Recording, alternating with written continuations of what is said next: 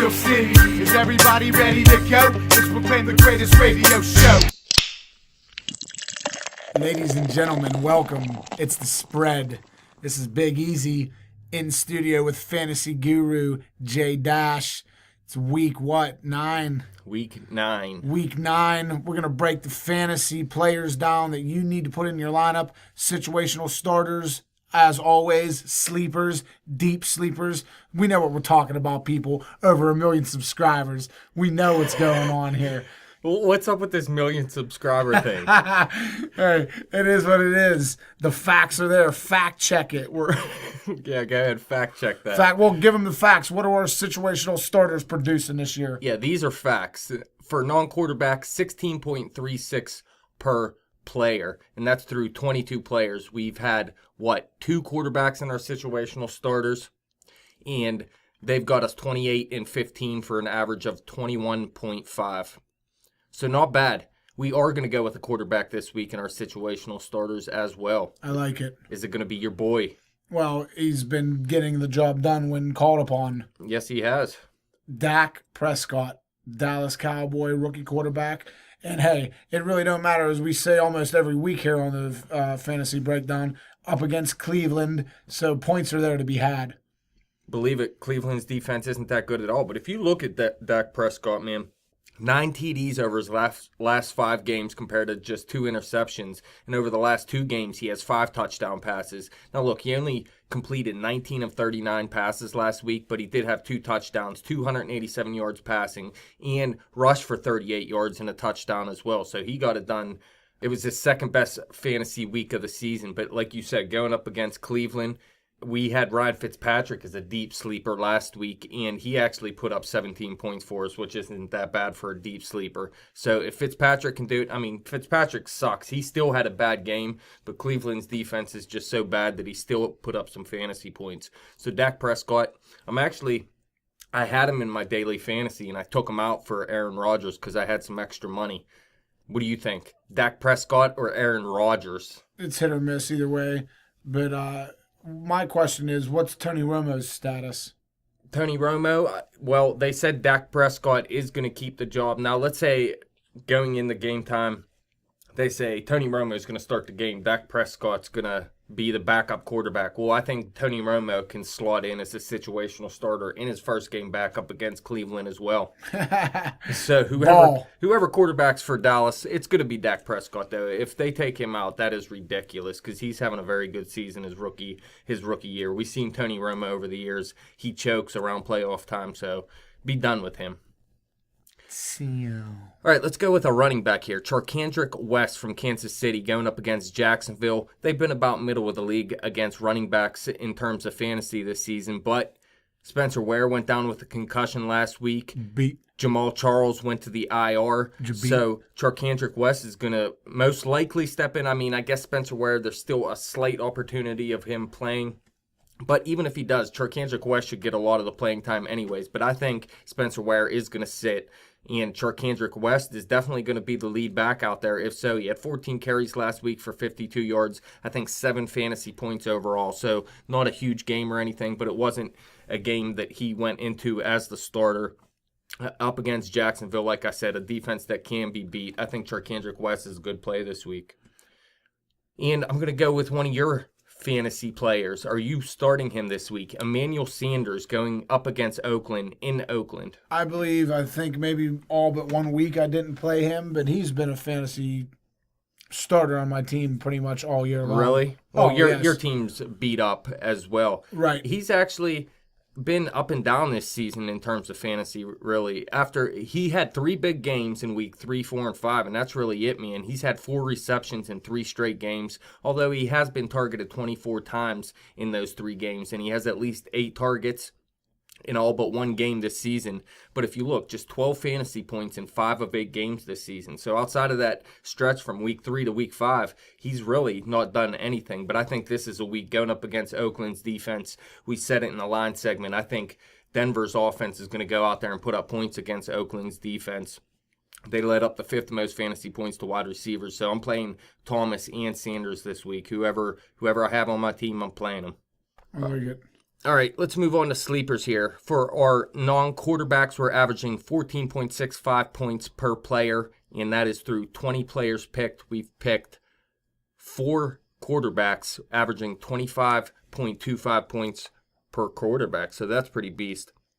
But we're not picking quarterbacks here, so who are you taking? Well, I'm going to go with a guy who I don't know if he could be considered a sleeper. Who? Quincy Enunwa. Is he still a Enunwa, sleeper, yeah. huh? Well, he was a deep sleeper for us last week. I think he moved up so into the sleeper range. He's still available still a in sleeper. around half or even a little bit over half the league still. Is that it? Because his availableness. Oh, he's still available for sure in a lot of leagues. And he's been up and down this season. But look, Ryan Fitzpatrick, since he came back even midway through that game 2 weeks ago, Enunwa has had 2 big games since then. And look, last week he tied a season high and led the team in targets with 11 going up against Cleveland. He had 4 catches, 93 yards, and a touchdown, a season high 20 points in that game in terms of fantasy. He has touchdowns the past 2 weeks and has scored double-digit fantasy points in 5 of 8 games this season. And he has at least 6 targets in all but 2 games. So he's being thrown to, but he's still been up and down this season somewhat. But I think with Ryan Fitzpatrick coming back, he's looking more his way than pretty much Brandon Marshall at this point. I think he's starting to turn towards Enunwa. Yeah, well, especially with Decker being on, it helped his fantasy domination. And Decker was scoring touchdowns pretty much every week, and daily. It looks like Enunwa was stepping in and doing the same thing. I'm going to go with someone on my fantasy team, and that is Cleveland running back Duke Johnson going up against Dallas. It is in Cleveland, like I was saying when we were talking about Dak Prescott. Now, Dallas, they can stop running backs, led up the 4th fewest fantasy points to running backs this season, but I look for that to mean Isaiah Crowell is going to get shut down in this game. Cleveland's going to have to turn to the pass. Not that Dallas has let up big yardage to running backs in the passing game either. They really haven't. But with Josh McCown coming back, I think Duke Johnson, you even look last week, he had 6 catches for 87 yards against the Jets, had 29 yards rushing as well, although a lot of that came in the 4th quarter. But with Josh McCown back, they have more options in the entire offense, really. It was just try to get the ball to Terrell Pryor before, but with McCown back, he's a little bit better at reading defenses than these other guys they had in there. So I think Duke Johnson's going to start to trend up as well. Nice. And a receiver, Miami Dolphins, Devontae Parker, going up against the Jets this week. Yeah, this Devontae is Sleeper. Devontae Sleeper, believe it.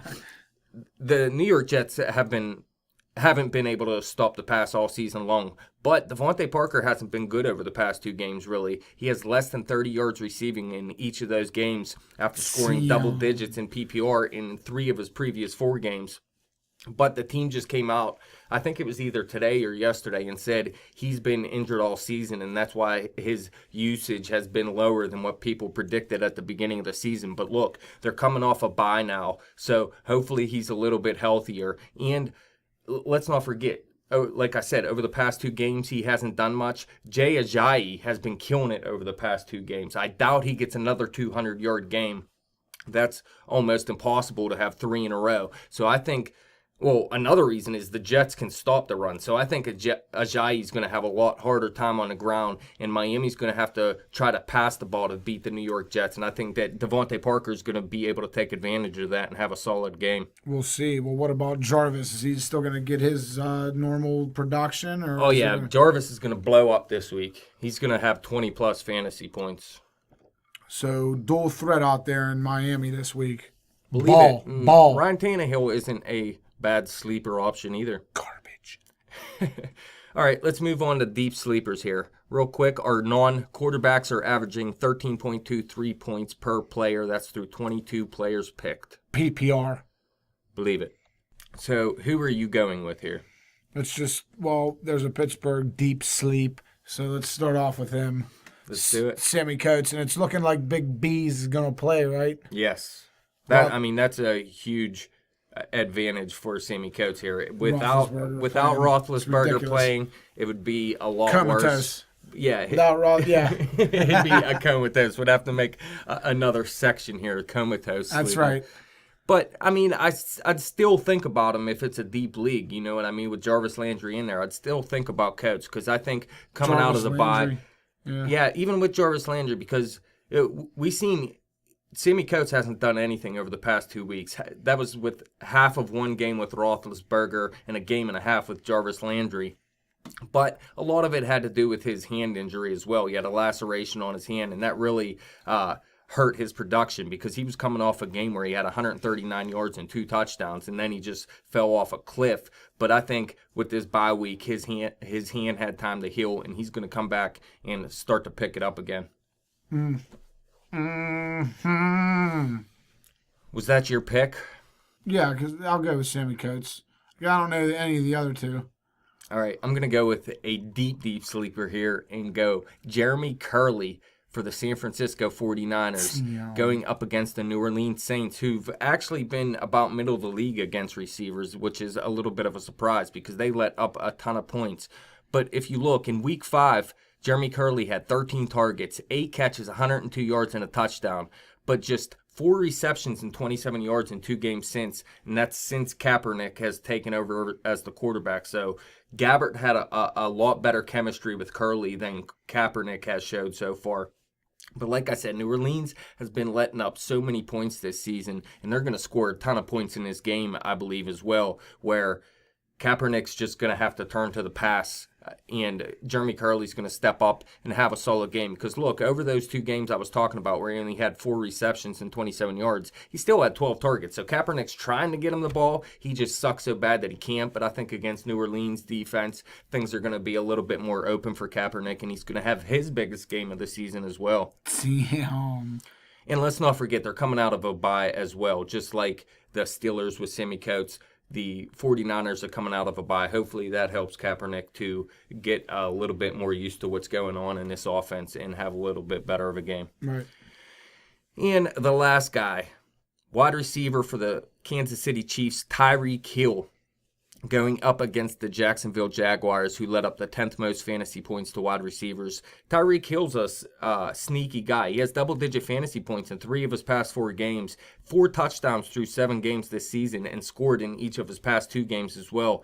And Alex Smith does not look as good as Nick Foles. I know sometimes when a quarterback comes in... one game. Yeah, midway through the game. You can't buy into it completely. But Nick Foles did it with the Eagles one year as well. Had a huge season when he came in halfway through. I think that one was Michael Vick there, and they sat Vick in game 4 or 5 or something. Foles came in, started dominating. Like 20 touchdowns, no interceptions. Yeah, it was something like that for sure. But you look, Tyreek Hill last week, a season-high 98 yards receiving, 5 receptions on 6 targets. A lot of that came from Nick Foles. Alex Smith, he's going to sit this week. Foles is going to play.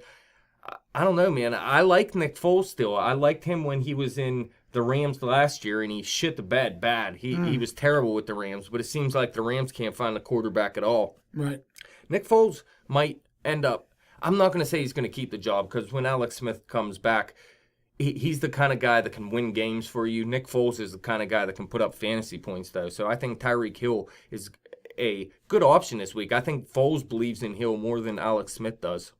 All right, well, we got a couple of flex option questions for you. We got Jesus from Arizona wants to know, should he go with Mike Wallace or Eric Ebron? I would say Mike Wallace in this game. Wallace. The Baltimore Ravens going up against the Pittsburgh Steelers. This is in Baltimore. The Steelers play a lot worse on the road. Steve Smith, it looks like he's not going to play in this game. The one thing Joe Flacco does have is the deep ball. He's not playing very good this season, but Mike Wallace has had a good season for the Baltimore Ravens, and the Steelers can be beat deep. I actually heard Artie Burns is taking the job away from Willie Gay this week, and Artie Burns is going to be the new starter at quarterback. We're going to find out. Young speed, I'm down with it. I'm looking for the Steelers to... If they want to win that game, they got to stop Mike Wallace and they got to stop the run game. And I think Mike Wallace is going to be targeted a good bit and come up with a solid game. We'll stay along those lines. Dylan from South Carolina wants to know, should he play Mariota or Flacco this week? No, not Mariota. Wilson. Russell Wilson or Flacco. Well, Russell Wilson had a beast matchup last week going up against New Orleans. I put him in my daily fantasy, and he was no good at all, man. And really, Russell Wilson hasn't had a good season this year. Really, it's been 2 years now where he hasn't been a fantasy stud, but I think he took another step back this year. Not that the Seattle Seahawks are bad by any means, but I would say Joe Flacco, take him. Like I was just talking about with Mike Wallace, I think Flacco can hit the deep ball a couple times, and that Steelers defense can be picked apart in the passing game. Fans, you want to know who you want to play, who you want to sit, who you want to ball, go to that YouTube. YouTube.com/betthespread. Go to that Facebook. Facebook.com/betthespread. That's what it is, right? Yeah, Facebook.com/betthespread. Twitter, go to Jim personally. He runs the show at BetJimTheWin. Yeah, but he follows at bet_the_spread as well, so you can go there and talk to us as well. Right.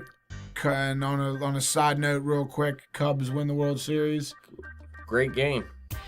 Everybody in that game's a legend, according to some dude from ESPN who kept saying everyone was a legend. But what do you think, Cubs? You like it? Rather have seen Cleveland. Baseball. It was a great Game 7. It was.